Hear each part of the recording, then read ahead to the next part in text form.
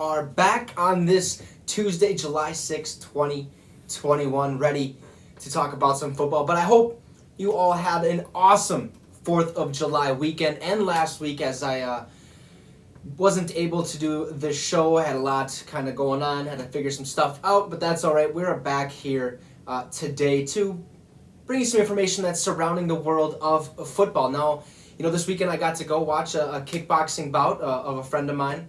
In which, things didn't go quite as planned, but that's all right, okay? He did awesome. There was a couple good shots in there, gave him the 1-2. Even kneed him in the face, which I guess wasn't really allowed, but the way he did it, the guy was already kind of going down and he just suckered him right in the face, which is awesome. Hopefully, I wish that would have been a knockout. That would have been kind of crazy. I don't know how that would have been ruled. But, hey, he did pretty right. There's always room for improvement, and he knows that. He's done his thing. He's been training hard and doing all that, but it was a fun event to go watch, especially with it being outdoors. Okay, I expected to be indoors like a lot of fights are, and all of a sudden we show up and I'm like, this is outside. And my friend John, or Y4, that you guys have seen a couple times on the show, was like, oh yeah, and I was pumped to know that and to actually be there for it. It was a hot one. It was a nice day. There was a lot of chumps to begin, and it was kind of hard to watch at the beginning, but as the kickboxing got going, it was awesome because they did I want to say it was like wrestling, MMA, boxing, and then like kickboxing or something like that. It was crazy, but it was still a good event to go watch, and he's gonna learn from what happened, and hopefully he gets some more wins in the near future. So now last week, like I said, I didn't do the show, okay, because they're literally, well, not that I had too much going on, there just wasn't shit to talk about. There literally was nothing except for towards the end of the week, some stuff started bouncing around here and there. But, I think going in the future, at least we'll see how it's going to, transition going into the football season, with training camp coming up here at the end of the month. We are in the last month of I guess, the calendar year without football until, March, so of next year. So that's going to be pumped. But I'm thinking about possibly bringing in, actually, I'm going to be bringing in other sports, probably be doing a little bit of basketball, a little bit of UFC, maybe boxing, hockey, whatnot, as that gets going, even MLB as well. So we actually have some stuff and some content to really talk about with the Olympics, coming up and stuff like that. I don't know if I'm going to start it yet, but eventually I will get that started. And also, before we kind of get started here, okay, last year, if you guys remember, we did the Get Your Fix Fantasy Football League. And this year, we are going to do it again, okay? But there is going to be a stipulation on the Get Your Fix League with a couple, give and takes and, however you want to put it that way. I can't really think of the word off the top of my mind. But we will be doing the Get Your Fix Fantasy Football League here soon. I will be getting that posted, getting it up, trying to get people in. And you guys will see the stipulation to that as well because, well, I'll just hint it has something to do with the show. So, with that being said, we got some stuff to talk about finally, and are you ready to get your fix? And I hope you guys are because, I'm ready to give you your fix. So to get started, okay, we got some very, very exciting news surrounding the NCAA. Now, I felt that this was important to bring up, being that the NCAA athletes, or at least the football portion of it, will be eventually, going into the NFL, or all those athletes, not all of those athletes, but a good portion of them will be going into the NFL in the near future. And I felt like this is a pretty important thing to talk about. Okay, so they are finally, the NCAA, are finally allowing collegiate athletes in all three divisions, Division 1, 2, and 3, to make money off of their image and likeness. Okay, now this is actually some really big news. Now, we've seen in the past some big names come through, the NCAA go into the NFL that could have made us, a decent amount of money. Okay, we got Tim Tebow, Johnny Manziel, Reggie Bush. The list just goes on, okay, and on and on and on. Okay, Deion Sanders was one. I think Ricky Williams maybe, and stuff like that. And I'm sorry for that noise. These walls, we've been through this. The walls are thin here. We are moving here, I think, at the end of next week. So that will be very interesting. But to continue, there's a list of collegiate athletes in the past that have, or that could have had the opportunity to be paid while playing a collegiate sport. Okay, Now, and this list keeps going on. Why can't we make money off of our name? I mean, okay, honestly, they definitely should have been paid for their name. Granted, yes, I understand they get scholarships. They get half scholarships and stuff like that, and they get all that paid for. But these guys are going out there. It's a job, okay? You're going to college. I guess most of us are going to college to, learn, go into a major, learn whatever whatever we want to do later in life, obviously, right? And so are these collegiate athletes, but more so they are going into the college of their choosing, or the one that actually came out, scouted them, because they want to pursue this as a career opportunity. They want to make money off of this in the future. So why the hell can't they make it in college? Okay, there's plenty of us out there who go into college, study our major, and have part-time, full-time jobs and get paid. So what's the difference? Just because they play sports? I mean, these guys have less time on their hands, okay? 2-a-days. Summer practices, spring practices. All of this stuff plays a factor. Okay, they have no time, or little to no time, to go work a part-time job or go work a full-time job. So they don't really have that source of income like most of us would. So they should have been paid a long time ago. Now, we talked about it last year, okay, when it was brought up briefly, with let's go back to, let's say, Johnny Manziel, okay? Does Johnny Manziel get paid way more than, say, his center, or a lineman, or a defensive player? Is there, levels to this shit? But at the same time, okay, they have to figure it out. And they have figured it out. Now, why they took so long to do so, I think just because they're stubborn and they do not care. They thought, you're bringing in revenue for the school, which is okay. Okay, I understand that part of it. But these guys are going out there as a job, as a career that they want to pursue, putting their names on the back of their jersey, going out there selling out stadiums for fans to come and watch. These guys should have been paid for their name. Okay, even if their likeness isn't that big, give them something. Give them $100. I don't know what you could do. Okay, but the NCAA has finally, figured out a way that they can be paid and make these collegiate athletes be paid, which is awesome. Okay, because we look at Kwity Paye this year. Okay, he got drafted, and all of a sudden he's like, thank God I don't have to go back to school anymore. I'm pumped. It's because he didn't want to go to school to learn. I mean, he probably did, obviously. But he wanted to go to school to pursue his career in the NFL or in football in general. So these guys should have been paid. I mean, it is their name, obviously, okay? So why shouldn't they be able to get paid? That's their name. That ain't the NCAA's name. Granted, you sign that, whatever it is, you're recruiting, whatever. I don't even know what it's called. But you sign your name, and now they kind of own you, but not really. That's still your name. You should still get paid for your name. And that is why, one of the big reasons they stopped, the EA Sports NCAA football games. It's because, they started using players' names. Players started getting upset because they weren't making any money off of it, which they should have been.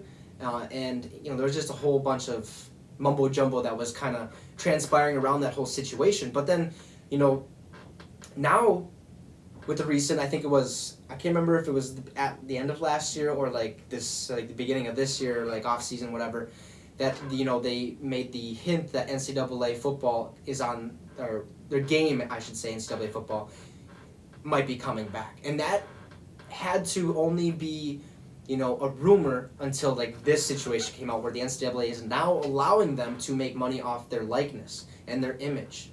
So if this NCAA football game decides to, put their names on there, or the players' names in the game, these kids will get paid from it. Okay? They'll get paid royalties or whatever it's called.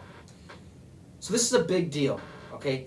Allowing these players to get paid is huge. Now, I am super excited that these athletes can actually make money now while in college. Because like I said just previously, not too long ago, they can work part-time jobs, but they don't have the time. Okay, they literally go to practice in the morning, go to practice at night, go to sleep, have to wake up at the ass crack of dawn, 4 or 5 o'clock, and do the same thing over. Eat, sleep, football, repeat. Like, it's just keeps on going. Okay, and now that they're able to make money while doing so, it makes playing a collegiate sport that much more intriguing. Okay, there's a lot of, people out there like, I won't be able to afford college. Like, if I'm going to go be a walk-on, like, how am I going to be able to afford this, right now when I can't get paid, blah, blah, blah. I'm going to have to go try to get a part-time job, and then I might have to drop out of the program and blah, blah, blah. But this gives them that opportunity to stay on that team, to give them a chance that previously nobody has really had to have or has gotten. So this is huge. Okay, but with also, like, when we talked about the NCAA football game and stuff like that, but we're going to go talk about another huge conversation that kind of was sparked after the NCAA finally decided to allow collegiate athletes to be paid while in a college sport. Okay? And that conversation is, should Reggie Bush get his goddamn Heisman Trophy, back? My answer? Hell yeah, he should. Obviously.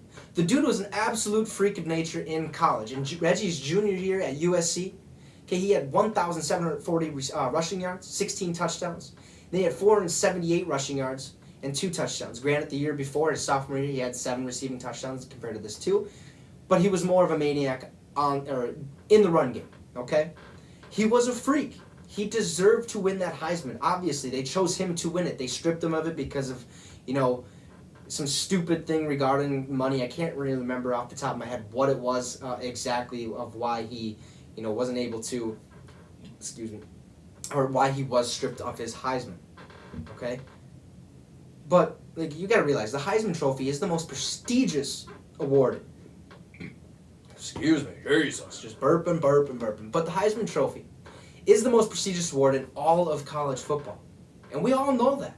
Okay, there's the top 4 that make it out of, I think there's 6 or 8 of them that are selected as a finalist, and then 4 are actually the ones that have a chance to make it or to get the Heisman.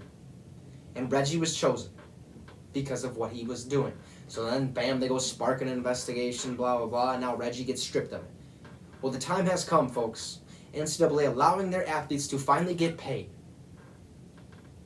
Give Reggie Bush his goddamn Heisman Trophy back. Please, just give it to him.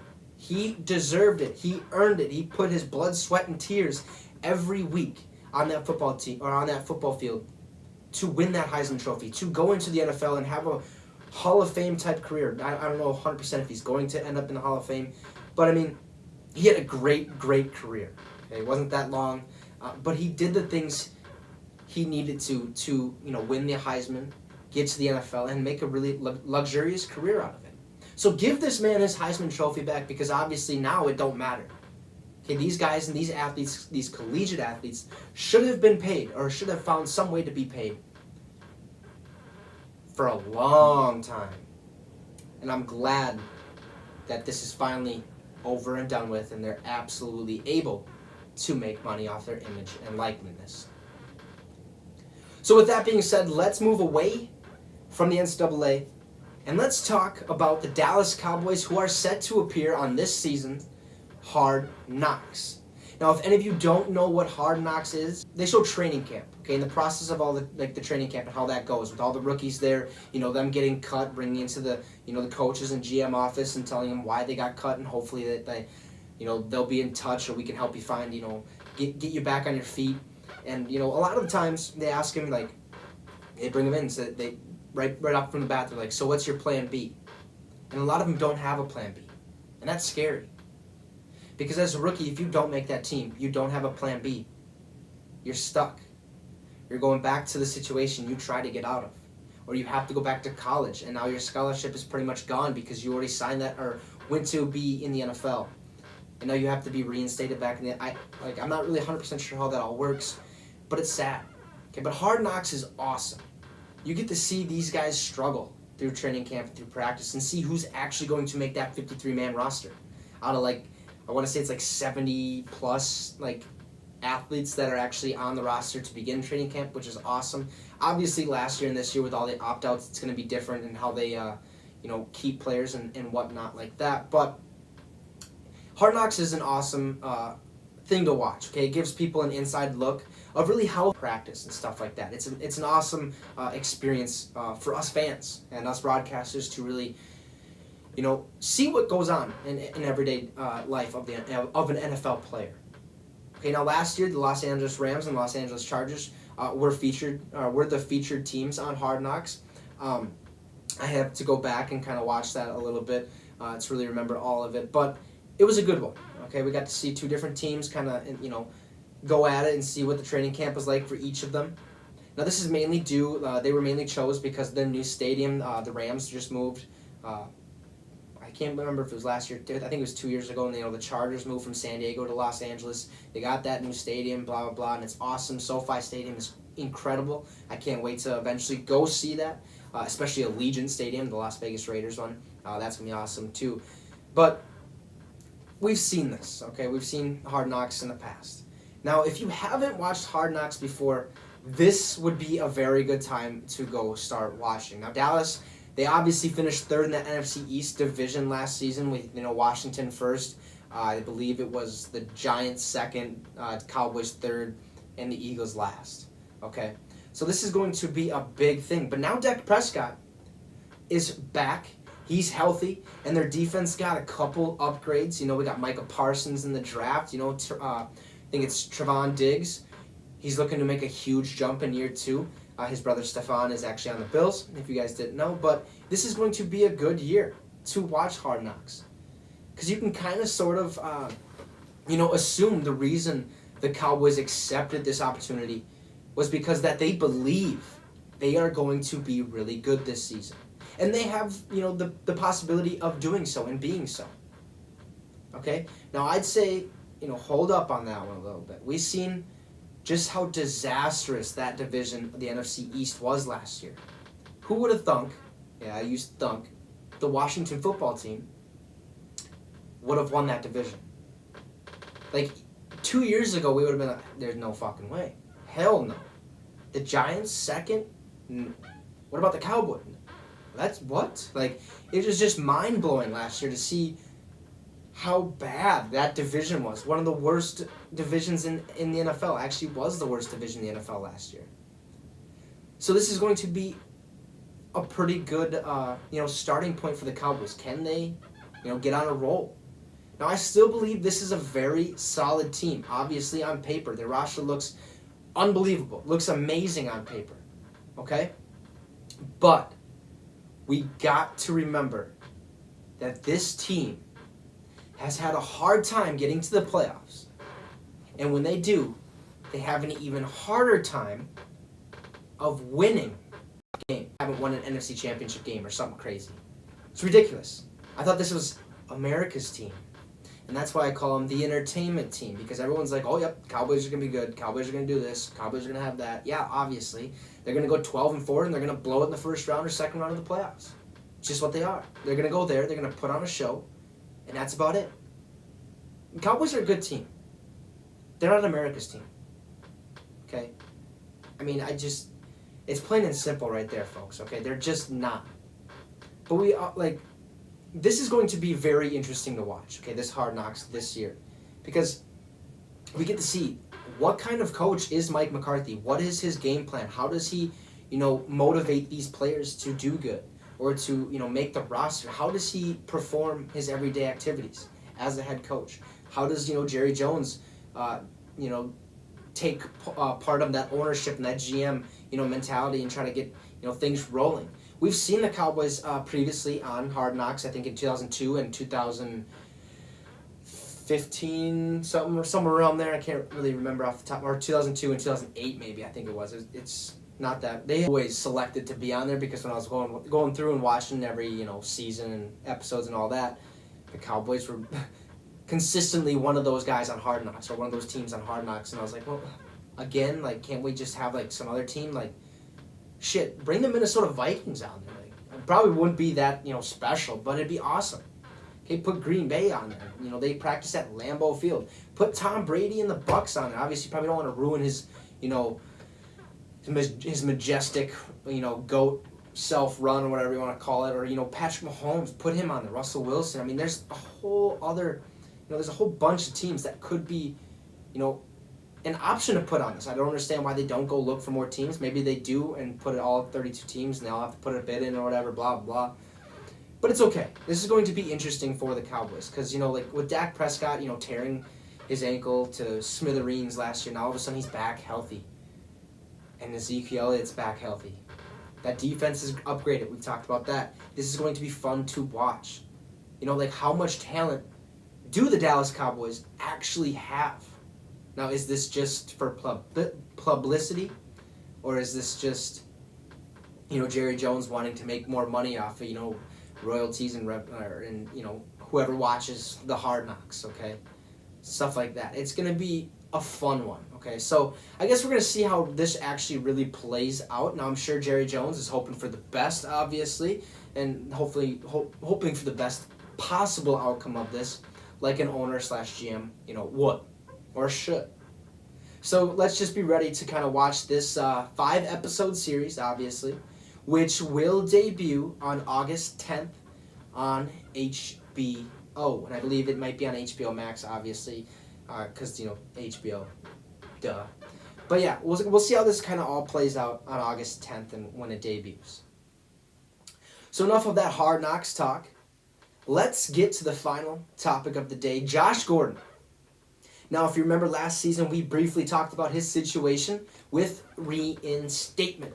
Now, he ultimately failed because he couldn't pass a drug test, which wasn't shocking, obviously, and I was hoping for the best that he would, hopefully, overcome that, just pass however many he had to and know when he was getting drug tested and all this. Now, I understand, medical marijuana is now, legal, or not legal, I should say, well, it's sort of, they're just not testing for it.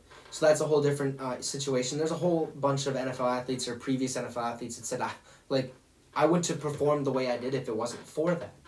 And stuff like that. I mean, some people literally needed it to get out of bed because they were so tired and they just had headaches and blah, blah, and they do that like Percy Harvin. He went through all those migraine issues and that helped him get out of bed, helped him go and perform on the football field.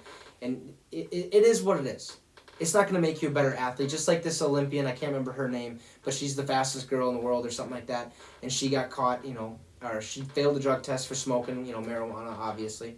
And, she got banned from the Olympics. Now, she was going through a tough time with her mom dying and all that, so apologies and my condolences over there. But, it's not going to make you a better athlete. It's not performance enhancing at all. It's literally, it's not going to. So, however they kind of go about this, it is what it is. But Josh Gordon, he has finally asked now, again, this season, to be reinstated once again, obviously, for the upcoming season. Now, according to Adam Schefter, the NFL has been randomly drug testing Gordon for the past 3 months and is said to have passed all the tests. That is huge. For a guy that had to play either drunk or high every single game of his entire career, high school, college, and the pros. This is big news. Okay, it's hard to do that. It's hard to stop cold turkey like that, and he's done an excellent job up to this point. I'm glad. I'm happy for him. So that's some really, really good news. Now, last year, after failing, to be reinstated, Josh Gordon played in the fan-controlled football league. If you guys remember that, that was a very, it was an interesting thing, but I think it was very fun. It was a fan interaction kind of thing where you get to pick the plays, and whatever one's voted on the most, that's the play that's ran. And there's like 1v1s in the to score the extra point and whatnot. So it was a really fun league, and Josh Gordon was actually able to perform in there. Now on his debut, he showed that he really hasn't lost a step. Okay, he scored 2 touchdowns, including a game-winning Hail Mary touchdown. So, I mean, he has what it takes to play football at a high level. Granted, the Fan Control Football League was probably not as high of a level as the NFL, and we all get that, obviously. I mean, Johnny Manziel was in there. We've seen his, disastrous moment in Cleveland and stuff like that. But it gives him an opportunity to show himself that I can still do this. I can still play. Get me on a field with high-class athletes, and I'll make them pay. Now, in 8 seasons in the NFL, Gordon was unbelievable. 4,252 yards, 20 touchdowns on 247 receptions. That's crazy. That is unreal, folks. Okay, the touchdowns obviously could have been higher, but that's a given. Okay, I mean, you got tight ends, you got other wide receivers, you got your running back, you got your quarterback. There's just so many factors that play into not the touchdown, stat and how high or how low it may be. But 4,252 yards receiving is ridiculous. Like, that is awesome for somebody to do that in only 8 seasons. Now, as good as he was, okay, I still don't believe he's going to be a superstar wide receiver in this league. He is getting up there in age. But, he could be a very solid number 2 wide receiver. And he could play he could play slot and probably do it really decent. And play pretty decent, if that makes any sense at all. It's like the CeeDee Lamb situation. He's going to come in. His best position is that slot. They utilize him at the slot. Where, you can bring Gordon in because he hasn't played in the NFL in how many seasons? Like a couple, 3, 4, 5 or something like that. You can put him in that slot and see how he does. See if, he explodes and see how he transitions to life in the NFL once again. Now I'm hoping for nothing but the best, obviously, for Josh Gordon because he deserves a chance to overcome his wrongdoings. I mean, he's passed all these drug tests now, and I think he's finally understanding and realizing that, hey, this is my last chance probably. Like, I need that opportunity to get in there and show people that I'm still a high caliber player and a high caliber wide receiver that could do amazing things in the NFL. So as long as Josh Gordon continues to pass all these drug tests, which I'd assume, he'll be tested quite a bit, especially if he's reinstated. The NFL is not going to lay off it. They're going to make sure he is clean because right now he has an indefinite suspension. So that means pretty much until Roger Goodell or the NFL commissioner says, whatever, you can play. But, he has to come in with a reinstatement letter and see, has to go through a whole process and blah, blah, blah. But he should be given the chance by Roger Goodell. Just, if he's passing all these, let him do it. If he ruins it, okay, we understand. So good luck to Josh Gordon going forward because if he isn't reinstated, and it's sad to say this, at least in my opinion, I highly, highly doubt we will ever see him in the NFL again. Well, that is all I have for you guys today on this show. And hopefully there will be more things popping up that we will be able to bring to your guys' attention throughout this week. We are in that slow part. Training camp still isn't up. But, we got some good things like the match is going on right now. I'm going to get off of this after the show and, finish watching that. I started briefly at the beginning of it, and it was getting pretty good. Some jokes here and there. Bryson DeChambeau, I'm not sure how much I like his attitude and his cockiness, but that's just how it is. Rodgers is cracking some jokes. Brady's having fun. Phil Mickelson's having fun. But that's something we can talk about. And, there's other things that could play a factor. Rodgers not on the opt-out sheet, which is good news. Because who knows, maybe he will be a Packer, maybe he'll be traded and whatnot, so we don't really know, okay? But hopefully there's more information that I can bring to your guys' attention throughout this week. But anyways, for the time being, okay, we're going to be back here Thursday with more information surrounding the NFL, and I think, these next couple weeks until at least, the games get started up, preseason and the regular season gets started, I think we're only going to do the show probably on Tuesdays and Thursdays, because, I got a new job, so I'm going to have to, figure out ways to, really get all this information to you guys in a timely manner, in a good manner, especially with nothing really popping off. But once the NFL season gets started, every single goddamn day, boys and girls and ladies and gentlemen and hoo-ha's and who hits and whatever, we are going to be here every single day at 6 p.m. once the season gets started. But for now, I think 2 days a week will be pretty good. Next week, I'm going to be pretty filled, start coaching some flag football on Mondays and Wednesdays. That'll be awesome, and working and blah, blah, blah. So we're going to have, it's going to be interesting. But like I said, for now, we're going to be back here Thursday with more information. And if not, hey, I'm going to come up with some stuff out of the blue, like, top 5 wide receivers, who's going to have a breakout second year at a wide receiver, top 5 tight ends, blah, blah, blah, stuff like that. Okay, we'll come up with some stuff if there's no information being brought to me.